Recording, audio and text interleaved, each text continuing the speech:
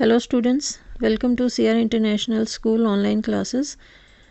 Today we are continuing with our 7th class 12th chapter reproduction in plants. In the previous video we had completed the topic spore formation, and today we are going to discuss about asexual reproduction in fungi and the different methods of asexual reproduction. So let's start with the new topic asexual reproduction in fungi. तो fungi जो organism होता है उसमें asexual reproduction होता है. fungi पुराने समय के नॉन ग्रीन प्लांट्स होते थे जो सेपरेट किंगडम में इनको रखा जाता था. जो मेन 5 किंगडम होते हैं उनसे अलग इसकी क्लासिफिकेशन की जाती है, और ये क्लासिफिकेशन आप बड़ी क्लासेस में जाके और डीपली समझेंगे. यहाँ पर हम इतना जानेंगे कि जो फंगाई होता है वो बडिंग मेथड से और स्पोर फॉर्मेशन मेथड से रिप्रोड्यूस करता है. यानी कि फंगाई में रिप्रोडक्शन बडिंग और स्पोर फॉर्मेशन मेथड से होता है.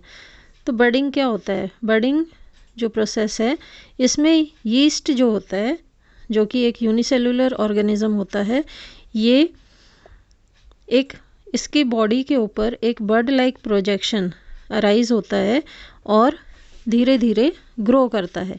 जब ये बर्ड लाइक प्रोजेक्शन मैच्योर हो जाता है तो ये अपने आप को मेन बॉडी से अलग कर लेता है और एक इंडिविजुअल के रूप में सेपरेट अपनी लाइफ स्पेंड करता है. ठीक है, तो ये जो मेथड है इसको कहते हैं बडिंग, क्योंकि यहाँ पर एक बर्ड जैसी प्रोजेक्शन यानी एक आउटग्रोथ होती है जो उसके मेन पेरेंट बॉडी के ऊपर ग्रो करती है, और फिर जब मैच्योर हो जाती है ग्रो करके तो वो अपने आप को पेरेंट बॉडी से अलग कर लेती है. तो इस प्रकार का जो प्रोसेस होता है उसमें उसको हम बडिंग कहते हैं. यहाँ पर एक पिक्चर के द्वारा आपको पूरा ये प्रोसेस एक्सप्लेन किया गया है. ये देखिए, ये जो पिक्चर है इसमें जो पेरेंट बॉडी होती है,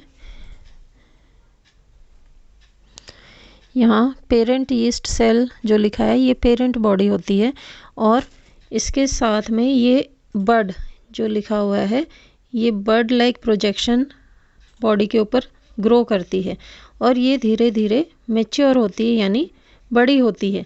और जब मैच्योर होने के बाद ये अपने आप को पेरेंट बॉडी से अलग कर लेती है तो एक न्यू इंडिविजुअल के रूप में ये सरवाइव करता है इन द सराउंडिंग. ठीक है, तो ये पूरा प्रोसेस बडिंग प्रोसेस कहलाता है. ये कॉलोनीज़ में भी होता है. कॉलोनीज़ यानी ग्रुप ऑफ यीस्ट में या फिर सिंगल यीस्ट में. क्लियर? सेकेंड मेथड है स्पोर फॉर्मेशन का. स्पोर फॉर्मेशन जो होता है ये ब्रेड मोल्ड्स में आप इजीली देख सकते हो. ब्रेड मोल्ड जो कि ब्रेड के ऊपर जो आप ग्रीन कलर के पैचेस देखते हो, यानी कि जब ब्रेड ख़राब हो जाती है तो उसके ऊपर पैचेस यानी धब्बे नज़र आते हैं अलग अलग कलर के, मोस्टली ग्रीन कलर के होते हैं. अगर आप इनको माइक्रोस्कोप में देखते हो तो ये इस तरह के स्ट्रक्चर्स दिखाई देते हैं सर्कल में जो आपको दिख रहा है. इसमें जो थ्रेड लाइक प्रोजेक्शन होती है उसको हाइफी कहते हैं.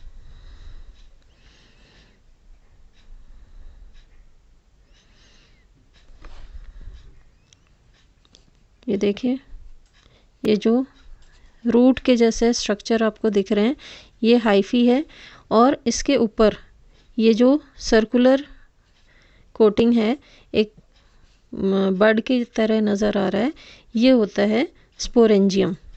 और स्पोरेंजियम के ऊपर जो स्टिक आपको ये इरेक्ट ये वाली बॉडी पार्ट दिख रहा है यानी कि हाइफी और स्पोरेंजियम के बीच का पार्ट, इसको कहते हैं स्पोरेंजियोफोर. ठीक है, और ईच स्पोरेंजियम के अंदर hundreds of minute spores present होते हैं, बहुत ही बारीक, जो कि हम माइक्रोस्कोप की हेल्प से ही देख सकते हैं। और यहाँ पर आप देख सकते हो ये इतने छोटे छोटे कण जो नज़र आ रहे हैं, ये स्पोर्स होते हैं। जब ये आउटर कवरिंग, इस सर्कुलर पार्ट की आउटर कवरिंग बर्स्ट होकर फट जाती है तो उसमें से ये स्पोर्स बाहर निकलते हैं और हवा में फैलकर एक नए इंडिविजुअल बॉडी के रूप में ग्रो करते हैं। तो ये जो पूरा प्रोसेस है ये स्पोर फॉर्मेशन कहलाता है। यहाँ पर आपको ये इसके बॉडी पार्ट्स याद रखने पड़ेंगे।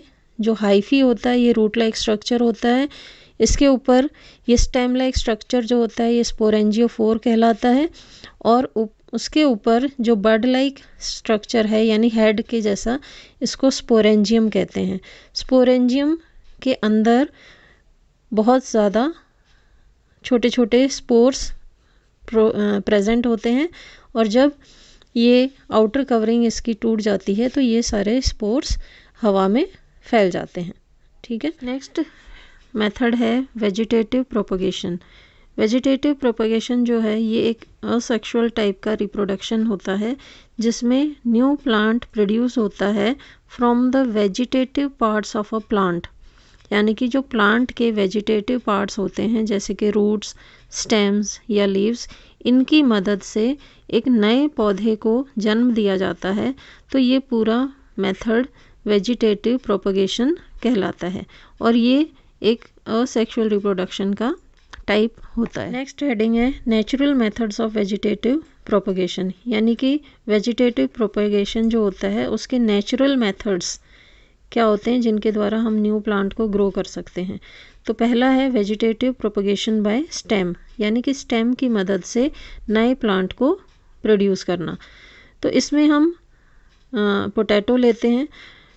पोटैटो की जो स्टेम होती है, जो अंडरग्राउंड होती है, उसको स्टेम ट्यूबर कहा जाता है, और इसके जो बर्ड्स होती हैं, पोटैटो की आइज़ जिनको हम कहते हैं, उनको यदि हम पीसेस में काटकर मिट्टी में दबा देते हैं तो जो आइज़ होती हैं उनमें से न्यू प्लांट जो है वो ग्रो करता है। तो इससे हम एक पोटैटो से बहुत सारे न्यू प्लांट्स ग्रो कर सकते हैं। यहाँ पर हमें सीड की ज़रूरत नहीं है, यहाँ हम स्टेम ट्यूबर की मदद से ही न्यू प्लांट ग्रो कर सकते हैं। तो ये एक वेजिटेटिव मेथड है। सेकेंड मेथड है स्टेम बल्ब्स। इसमें जो अनियन की स्टेम होती है जो कि अंडरग्राउंड प्रेजेंट होती है, इसके अलावा अनियन के अलावा ट्यूलिप और लिली में भी ऐसे बर्ड्स नज़र आते हैं, बल्ब जिनको कहते हैं, और ये बल्ब्स जो होते हैं इनकी मदद से न्यू प्लांट ग्रो किया जाता है।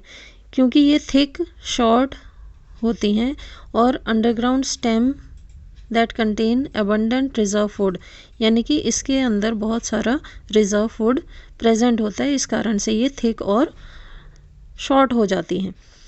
और जो बल्ब्स होते हैं इनके ऊपर बर्ड्स होती हैं जो कि एक न्यू प्लांट को ग्रो करते हैं, जैसे कि पोटैटो में होता है। तो जो मेन बॉडी होती है उसके ऊपर आप एक न्यू प्लांट को ग्रो करते देख सकते हो। यहाँ पर एग्जाम्पल के लिए ट्यूलिप, अनियन और लिली दिए गए हैं। थर्ड पार्ट है राइजोम। राइजोम में जो अंडरग्राउंड स्टेम होती है जिंजर की या टर्मरिक की, इनको हम राइजोम कहते हैं। और ये भी जो स्टेम होती है उससे न्यू प्लांट ग्रो किया जाता है इसमें, सेम लाइक पोटैटो। तो ये सारे जो एग्जांपल्स आपको बताए हैं ये वेजिटेटिव प्रोपगेशन बाय स्टेम्स के अंडर आते हैं। तो आज की वीडियो में हम इतना ही समझेंगे, नेक्स्ट वीडियो में हम इसके आगे कंटिन्यू करेंगे। So that's all, thank you and have a nice day.